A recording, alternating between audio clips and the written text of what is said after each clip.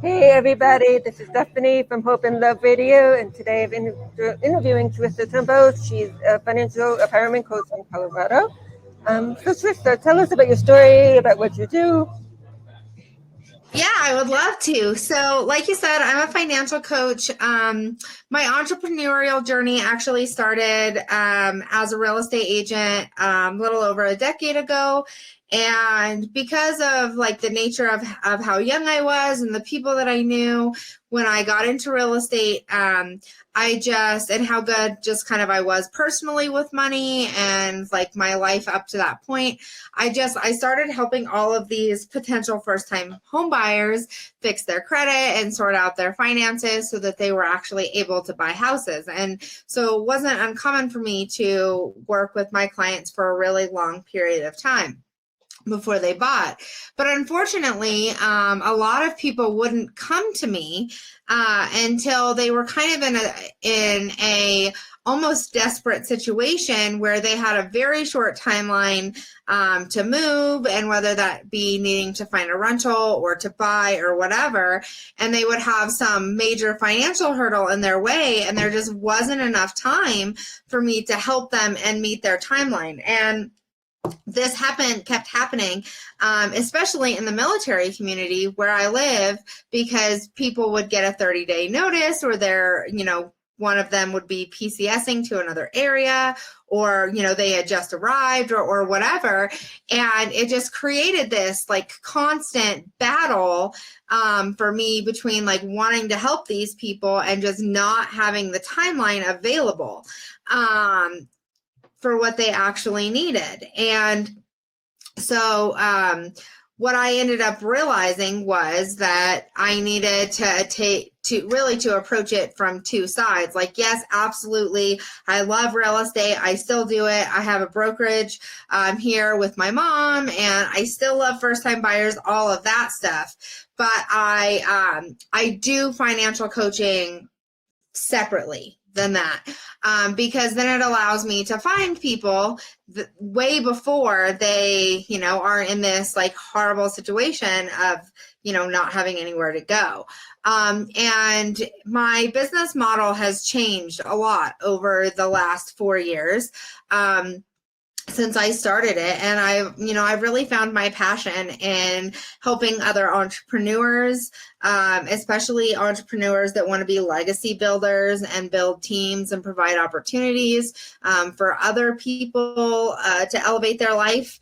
And so now all of my programs are based on this course that I've created. It's called Journey to Prosperity Isle, and it's all about building wealth in a way that serves the life that you actually want to live, and building businesses and income streams, whether you're an entrepreneur or not, that only contribute directly to the life that you want to live, as opposed to doing it all based on your ability to make money. I believe that there can be a balance, and it doesn't have to be some sacrificial thing.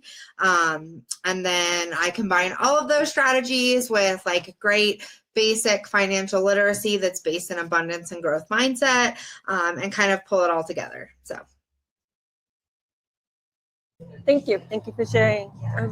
So can you tell us what the difference between a financial empowerment coach is and what a financial advisor is? absolutely.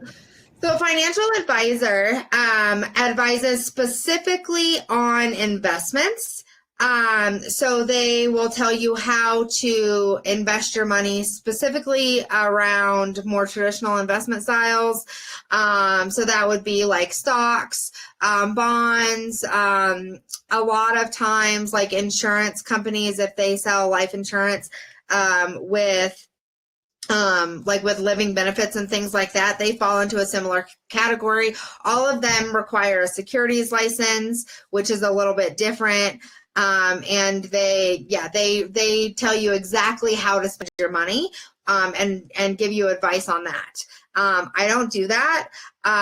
First of all, like, I don't have a securities license. I could, I don't want to. because I don't want to necessarily tell you how to spend your money.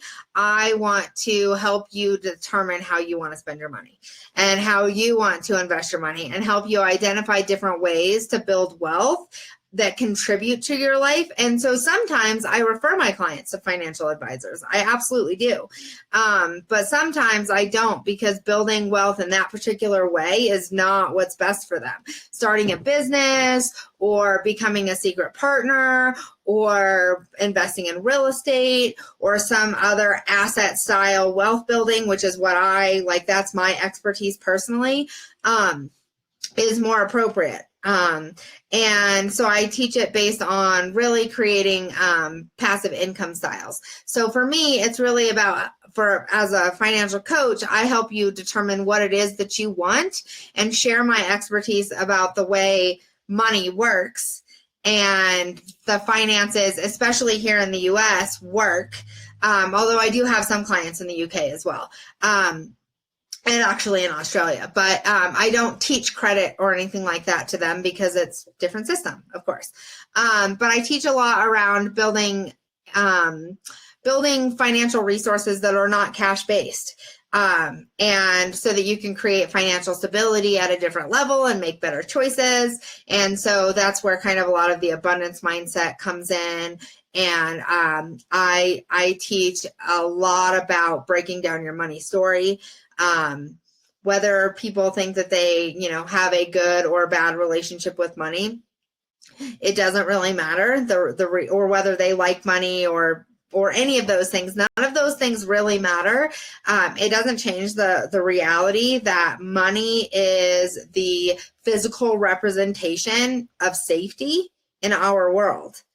And so every decision that you ever make is going to be somehow tied to feeling safe. And in our world, that always comes back to money. Does that make sense?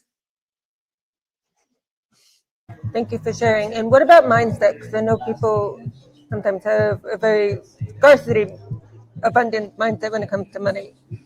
Yeah, so part of mindset is a huge piece of what I teach, and the way that my group coaching and my one-on-one coaching are structured is that we hit mindset on at every stage of the game, while also learning financial concepts and doing strategy. I do a lot of business strategy and things like that, just because it kind of naturally happens that way.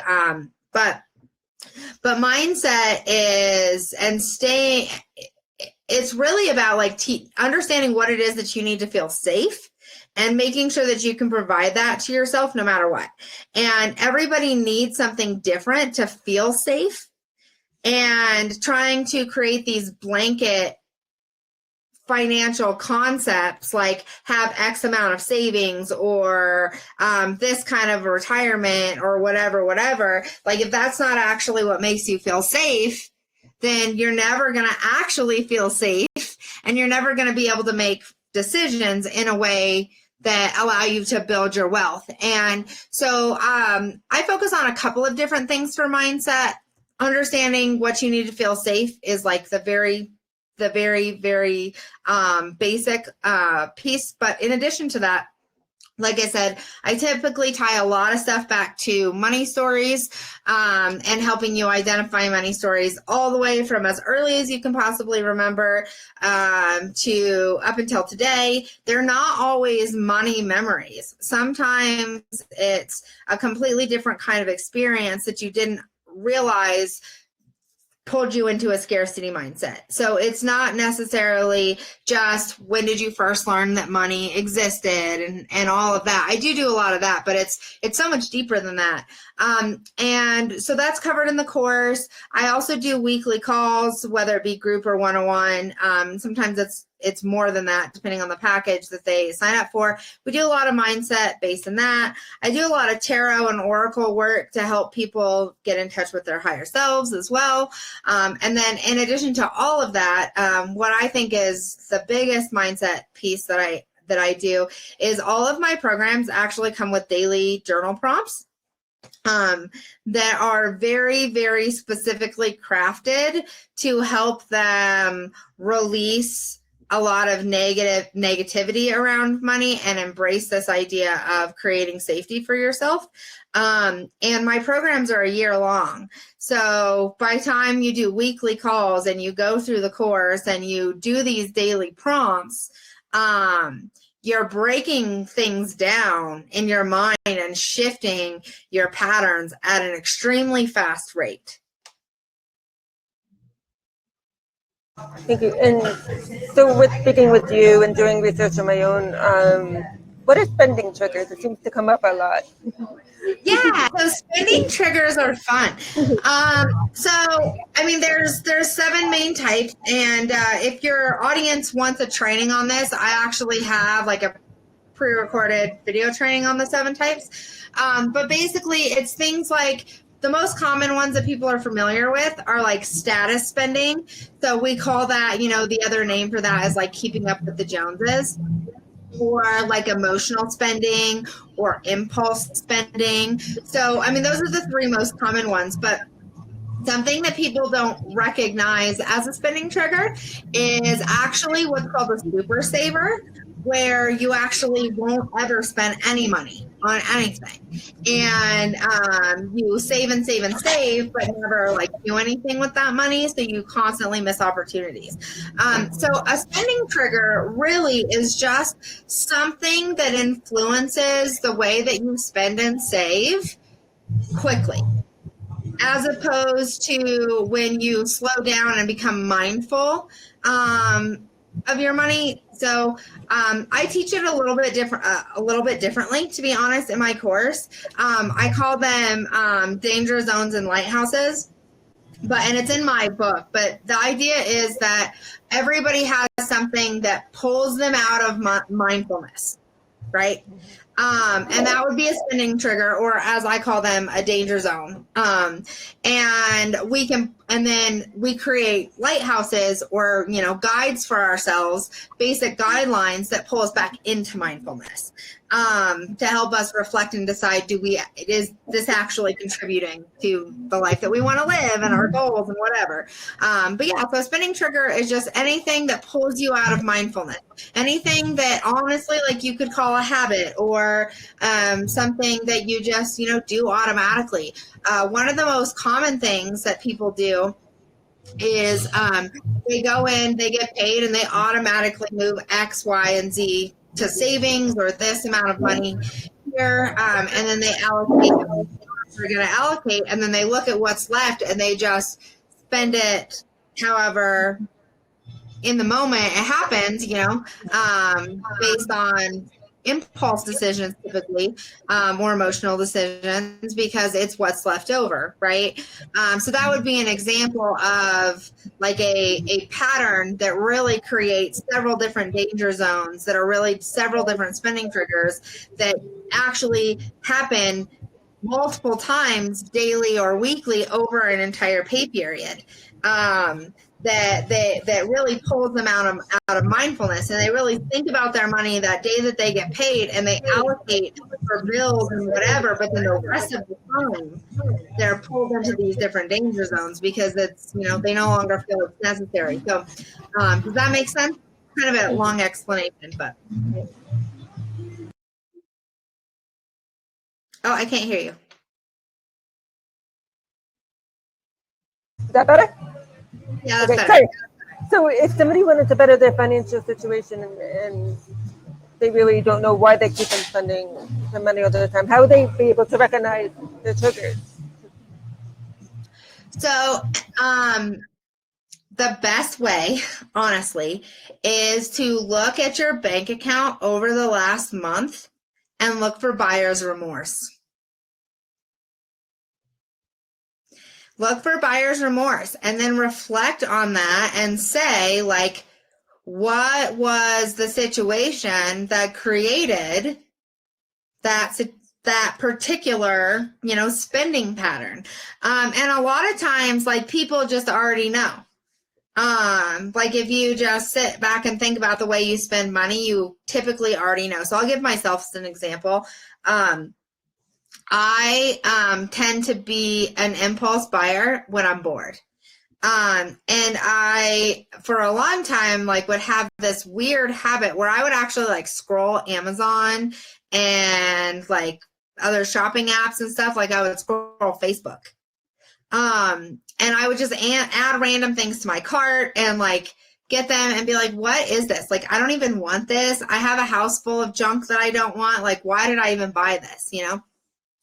And so finding those buyer's remorse. And I recognized that it was when I was like doom scrolling on these shopping apps. And so I created a whole bunch of different guidelines for myself to help me stop doing that. One of the things was that something has to sit in my Amazon cart for anywhere between 24 and 72 hours, depending on like how intense the habit is I'm trying to break at the moment. Or sometimes like I will delete all of the different apps off my phone. I've taken away like all of the like one swipe type buying stuff because I know that like I'm an impulse buyer, right? And I want to allow myself to recognize, oh, I think I want that. Like maybe I should like sit back and think about whether or not I actually want it, as opposed to just click buy now. So that's looking back for buyer's remorse is a great one. But if you happen to be a super saver, it's almost the opposite. It's like looking back and thinking, you know, oh, I wish I would have done that.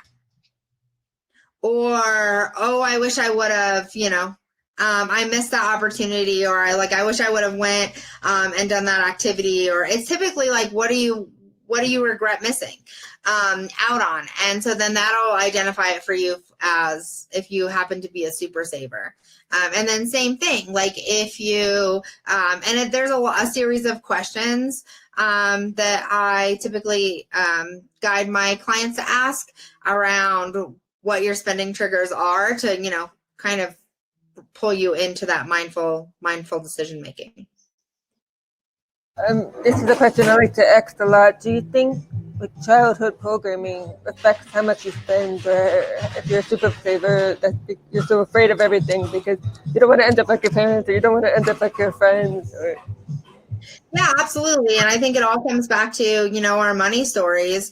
And the ones that really happened before you're 7 probably impact you more than anything else. But it's not just that. It's everything that we do. A lot of times we will find somebody that we have a lot of respect for professionally, and then just assume that they're an expert in everything. And so we take their financial advice when they have no business giving financial advice, right? Like they're an expert in a lot of things, but maybe money is not one of them. And so, yeah, absolutely. Childhood programming makes a huge difference. But it all comes back to that creating fear, right? Like we don't really know what makes us feel safe when we're a kid because we're still trying to figure it out. So anything that makes us feel unsafe, we tend to take deeper in, you know, and build patterns around it more swiftly. So they can be harder to break down, but they're also typically the easiest ones to identify because they are like the memories that are seared into you. So you mentioned impulse spending, but I've also read and also was talking with you, intentional spending. It seems like that's a better form of action to take. Yeah, so I tell people all the time that the reason that wealthy people can spend their money the way that they want to and still build wealth at the same time is it's simply resourcefulness and intention, and really like understanding why. You know, the secret to everything is always in the why behind the pattern. And because if you can figure out why you're doing something and shift that pattern into something that's going to contribute directly to the life that you want to live and your wealth building journey. And, you know, we all have a lot of patterns. So if we shifted all of them to only and started making decisions only that supported the life that we want to live, it builds fast. And how do you practice intentional spending? So for me, like luckily, to be honest, it's I've been doing this for a long time, so it's happens naturally for me in a lot of ways, but it depends what your spending trigger is. So let's use emotional spending for an example, because we've used impulse spending a little bit already. So we'll talk about emotional spending for a second. So the key is when you go to buy something, just ask yourself, do I actually want this? Like, why am I buying this? And, a good way to pull yourself to recognize when you're falling out of mindfulness, I guess, is to just don't shop without a list. Don't shop without a list. And when I say don't shop without a list, I don't mean going to the grocery store. I mean, like when you go to Walmart, when you're shopping on Amazon, when you're, planning your kids' activities for the summer and you're going to spend on that and they need cleats and equipment and whatever. Like, don't just go to the store to get the stuff. Don't just make a list on Amazon. Don't just randomly sign your kids up for stuff, but actually like mindfully sit down and plan it and then go and make the purchases necessary. Because what happens is then you almost create scheduled time of spending, right? Because you now have a plan. You've now bought the things to execute the plan. So then if anything else comes up that you need to spend money on, well, it obviously doesn't fit into the plan. So why? Why are you spending the money? Maybe because an opportunity presents itself and it's a great opportunity and you don't want to miss it. I would never tell my clients not to spend money on something that you actually want, especially if it directly contributes to that life of joy and happiness and all of the things. But there's nothing wrong with just stopping for a second and asking yourself, does it do that? Most of the time it doesn't. A lot of the times it does, though. I like to go to Starbucks sometimes. I have an awesome espresso machine at my house, but I also just sometimes don't feel like making coffee by myself, and I want, I'm in a hurry. I need to go to a showing, or I need to do this, and I don't want to make the coffee before I leave. And besides, for some reason, the coffee that I make at home tastes great at home, but it's just not the same when it goes in a to-go cup. And I don't know why, but it just is. It's probably something with the way I make it or whatever. But not going to Starbucks is not going to make you wealthy. It's not. Like, stopping spending patterns like that, that's not going to help you. Understanding what you actually want in your life and making decisions based only on that, that's how you build wealth. How do you help your clients intentionally spend? So a lot of it is gentle accountability. And so we, depending on what we're working on,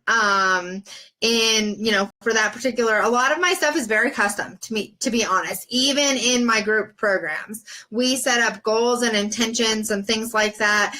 And we'll do, I'll do a training or whatever. But I do a lot of one-on-one work, even with my group clients, because I think it's really important to help them reach their individual goals.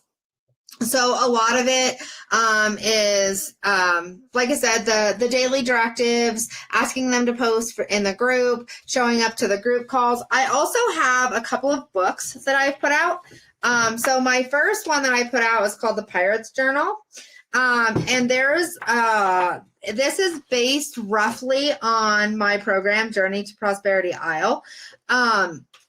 It's obviously, it's a workbook. It's not nearly as detailed as the program itself, but there's a lot of exercises in here. So I assign a lot of homework and just, thought prompts to my clients to help to challenge them to just always have it top of mind. And how can we best support you? So I have an amazing Facebook group that I have a lot of past trainings and stuff like that in. It's called Wealth Building Secrets. And it's actually technically Wealth Building Secrets for Adventure Seeking Impact-Driven Entrepreneurs. But if you just type in Wealth Building Secrets, you'll find it. So you can find me there. And my books are on Amazon. I have the Pirate's Journal, and then my other one is called The Treasure Hunt. And they're both workbook journal prompt style. And so I would love to for people to check me out there. And honestly, just, find me on social media. I love to connect with new people. I love to meet other legacy building entrepreneurs. It's really, really important to me to support other socially conscious women that want to grow wealth, to do kind things with it. So one more question, Charissa. Is there anything else you would like to add? I don't think so. I think, like I said, the biggest thing is, every single journey starts with just one step, and you don't have to have all of the answers today to properly build wealth. Every single thing that we do can lead to a different life, and don't be afraid to just start. Thank you so much for being here. As for everyone, the interview will be on the radio station tonight at 7. It will be posted on Facebook, LinkedIn, and in my email newsletter. And we hope to see everybody soon. Take care. Awesome. Thank you. Bye.